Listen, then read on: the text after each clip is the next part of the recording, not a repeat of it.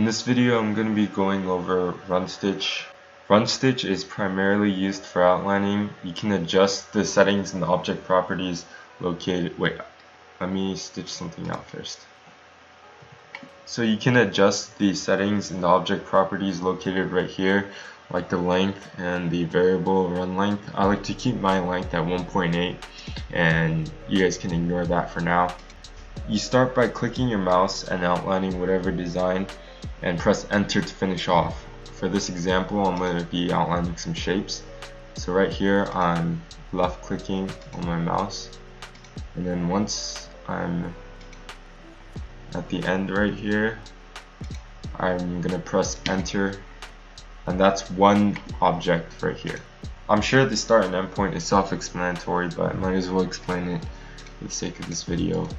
So this is just a random object. This one is closed, so I can't, there isn't really a start and end point that I can show. But for this one right here, since I started the first stitch right here, that would be the start point, and this would be the end point. The cross signifies the end point, so it's a lot easier for you to navigate.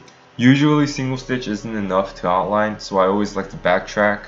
What backtracking is when you duplicate a stitch starting from the end point of the first stitch. So closed objects, it's kind of hard to show, but let me just outline like that. So what duplicating will do is make the exact same stitch, so with the start point here and the end point here.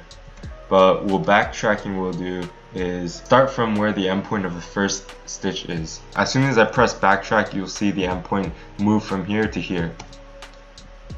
And as you can see, there's a double layer now. So this would be called double run stitch, and I always use this method when I'm outlining. I like to think of run stitch as outlining with a pen, except you want to keep the pen on the paper for as long as possible. The goal is basically to minimize the amount of tie-ins and tie-offs, so you save a lot of time, thread, and money, because time is money.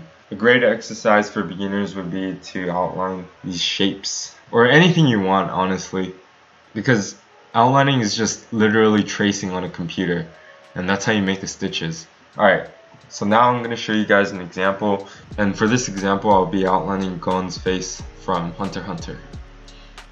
I'll first start off with this ear, since it's at the, no, actually I'll first start off with his back hair, since that's at the very back, and then do his ear, and then I'll move on to his face.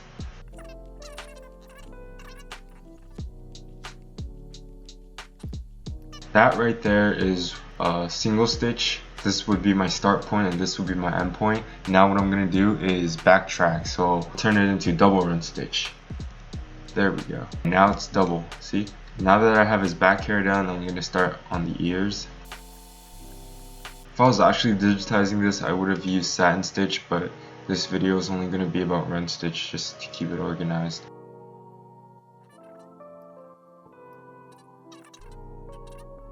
And then from here, what I think I'm going to do is start outlining the face.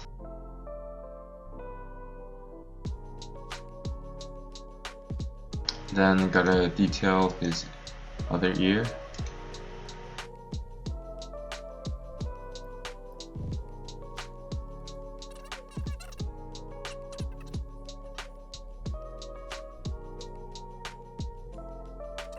So this is where this should be single stitch. Yeah, so I'm gonna select only the single stitch face outline and backtrack all of them at once so that it'll return back to here while also duplicating the layers. And now there should be another layer. So here what I'm gonna do is start with the insides. I'm gonna try a manual stitch actually. For the eyes, I'll definitely have to do satin stitch. I plan on covering satin stitch in another video as well, because this video will only be for run stitch. And then from the end point, I'm going to continue it so that I don't have too many trims. Alright, so I'm just going to duplicate the eye because I'm kind of lazy.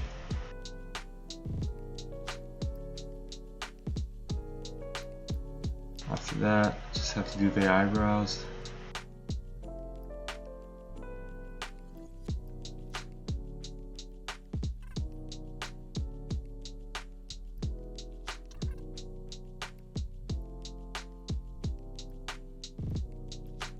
So yeah, that's how you use run stitch. It's pretty easy.